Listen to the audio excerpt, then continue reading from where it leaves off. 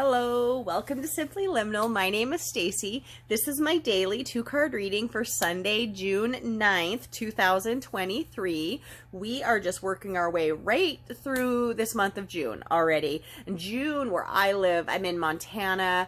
I feel like June is probably the lushest month that we have. We've usually had hopefully good rain in the spring, good moisture yet from the winter, and things are green and growing and flowers are blooming and everything's very lush. And I love the energy of June. Though July is my month, and I'd like to say that that's the best month weather-wise in Montana, but usually it's probably June. Anyway, beautiful month. So I would like it not to fly by like May and April did. They just whooshed away. Anyway, but we are in June 9th already, and it is time for our reading. So this week we're working with the Good Tarot deck by Colette Baron Reid. We looked at this deck back in April. It's a beautiful deck. It's not kind of a hybrid deck between a traditional tarot deck and an oracle deck, but the deck is really written as an oracle deck. And Colette says about it, this oracle deck is an inspired reworking of the Rider-Waite Tarot, or the Smith Rider-Waite Tarot as it's commonly called today, giving credit to the author, or not the author, but the artist also, who did all the artwork on the cards, Pamela Coleman Smith, along with the writer and the publisher of the deck, Rider and Waite. So it's based on this traditional structure of that deck, but it's designed with a more modern and simple way of messaging, and it's tied, to joy and positivity. And I'm not saying that the traditional tarot is negative, but some of the cards are kind of scary. Like, all the swords are kind of alarming when you turn the artwork up. I mean, the structure and story behind each of the artwork, the artwork on the cards is very important, but some of the cards are a little bit alarming. My least favorite card to turn up is probably the 10 of Swords, because there's a guy laying on the ground with 10 swords in his back. And really, you shouldn't feel so alarmed when you turn a card over. And I'm not saying everybody feels that way. It's just one of those cards that to me stands out. It's always made me feel a little bit like, oh crap, who's gonna stick 10 swords in my back? Or what does this really mean for me? Anyway, the artwork on this deck is by Jenna Della Grataglia, and it is beautiful, beautiful, beautiful. So as this is based on a traditional tarot structure, there are 78 cards in this deck, 22 major arcana, 56 minor arcana, and they're a little bit bigger, so I sometimes struggle to shuffle this neatly. There's not a lot about me in my life that's real neat, but so bear with me while I kind of get through shuffling this deck. As always for these readings, I open a circle of light and love and protection around myself and my reading space, and that extends to this reading and to whoever watches this reading, no matter when it is, no matter how long these readings last. Know that you are protected in that circle of light and love and protection. I look at 2 cards every day for these readings, though for myself at home, I always do a daily 1-card reading. Sometimes I do a 3-card reading. Sometimes I do a 4-card reading with 2 decks. I do all sorts of different things. It just depends on what the mood strikes me. And you could do that too with tarot and oracle cards. You can find what fits you. This is a very individual thing. But for these readings for this channel, I've focused on 2 readings for daily readings. I will do like a 3-card monthly reading. And then I've been doing a 7-card like seasonal reading. So anyway, let's look at our energy card for today. Oh, that is unclear. Energy. There we go. More clear. And then our focus card. There we go. So the energy card is the force that's directed towards us from the universe, our environment around us. Sometimes it's a small environment like our work environment or our home environment, and sometimes it's a bigger world environment like things going on in our nations or in our planet. And then our focus card is the intention, effort, or response that we put back into that energy, because ultimately we're co-creating with spirit. So let's see what message we have today in our energy card spot. We have the 9 of fire. We had fire yesterday too. This is another just really beautiful, beautiful card. So we have a lovely lady standing here. She does have like little elf ears, but she is holding this really lighted band of stars. And she also has little fireflies or fairies around her. And this is a gorgeous card. And the energy of fire, or wands, as it's traditionally called in the tarot, is creativity, action.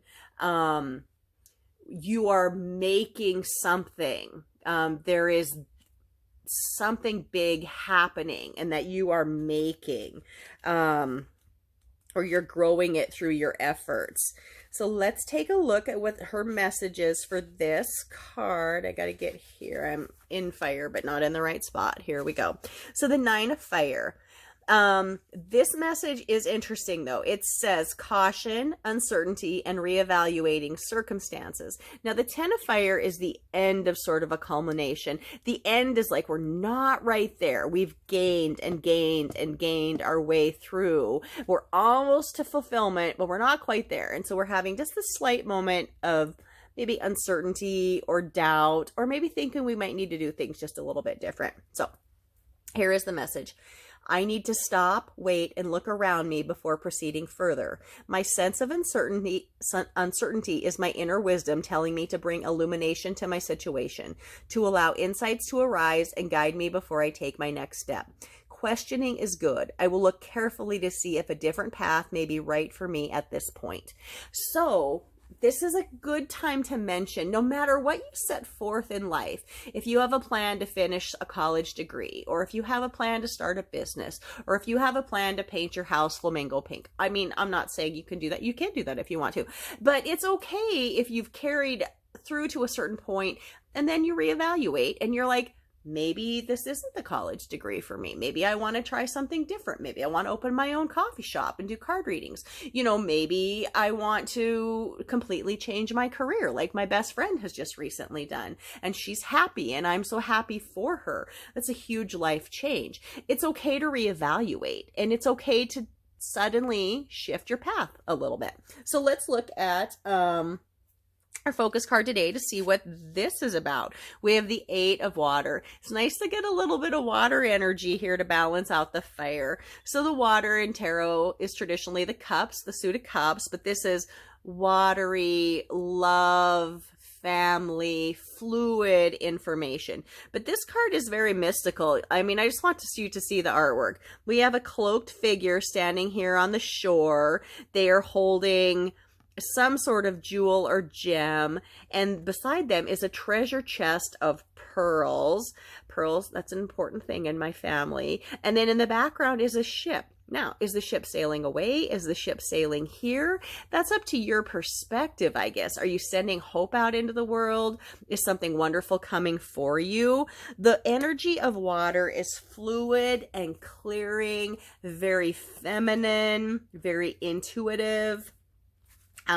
So I'm interested to see how this balances out with our 9 of fire reading. So our 8 of water message is this: journey of discovery, letting go and seeking, a deeper meaning and greater authenticity beyond superficiality. The message continues. All that glitters isn't gold, and I know that I always deserve authentic riches, the gold that fills me with joy, abundance, and understanding. I fearlessly pause to re-examine where I have been, where I am, and where I might go. Now I consciously choose the path that is right for me instead of the one that seemed likely to draw me into it, or the one I feel I ought to walk. I am true to my heart. I have come as far as I can, and I leave by the wayside the last vestiges of illusion, the last bits of fear and shame. I will no longer hold on to what isn't right for me. So this is an interesting message we have today. The 9 of fire energy around us is telling us it's okay to pause and look around and maybe pursue a different path.